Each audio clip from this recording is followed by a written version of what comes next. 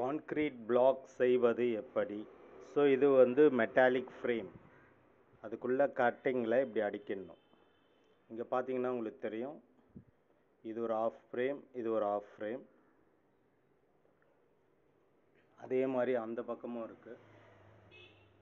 So இதனுடைய ratio நாங்கள் என்ன போட்டோம்னா, சிமெண்ட் ஒரு பாகம், மண் சாண்டு வந்து 1.5 பாகம், இந்த சிப்ஸு 3 பாகம். ஸோ இது வந்து M20 ஸ்டாண்டர்டுன்னு சொல்லுவாங்க. அதில் வச்சு பேக் பண்ணியிருக்கு.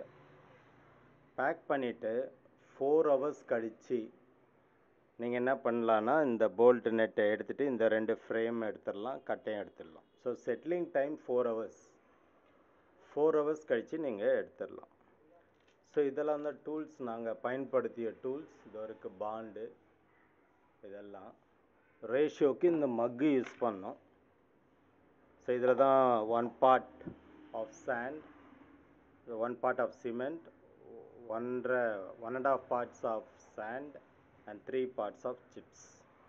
ஸோ இதெல்லாம் பேக்கிங்காக யூஸ் பண்ணது. மெயினாக இந்த 2 டூலும் யூஸ் பண்ணோம். இதை வச்சு அப்படியே குத்தணும். இந்த சுற்றி வச்சு இப்படி இப்படி தட்டினீங்கன்னா. ஸோ ஏன் இதெல்லாம் சொல்கிறேன்னா, இது வீட்லேயே நாம் நம்மளுடைய சாலிட் கான்க்ரீட் பிளாக் நம்மளுடைய ரேஷியோக்கு தகுந்த மாதிரி நாம் உருவாக்கலாம். ஸோ ஏற்கனவே உருவாக்கின இது. ஸோ இது வந்து ஒன்ஸ் இது இந்த மாதிரி மோல்டு வெளியில் எடுத்து 4 ஹவர்ஸ் கழித்து தான் இதை எடுத்துட்டேன்.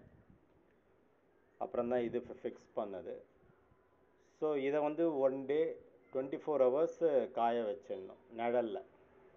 காய வச்சிட்ட பிறகு அதுக்கப்புறமா இந்த மாதிரி அரேஞ்ச் பண்ணிடணும். நீங்கள் பார்த்தீங்கல்ல, இந்த மாதிரி அரேஞ்ச் பண்ணிவிட்டு அப்புறம் நீங்கள் தண்ணி விடணும். காலையில், மதியம், ஈவினிங், சாயங்காலம், மார்னிங், ஆஃப்டர்நூன், ஈவினிங்.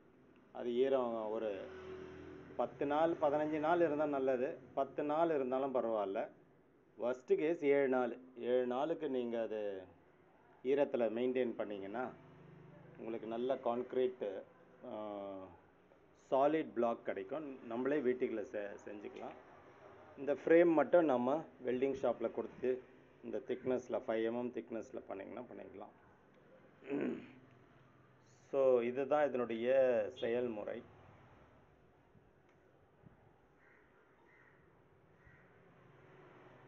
தேங்க்யூ. நன்றி.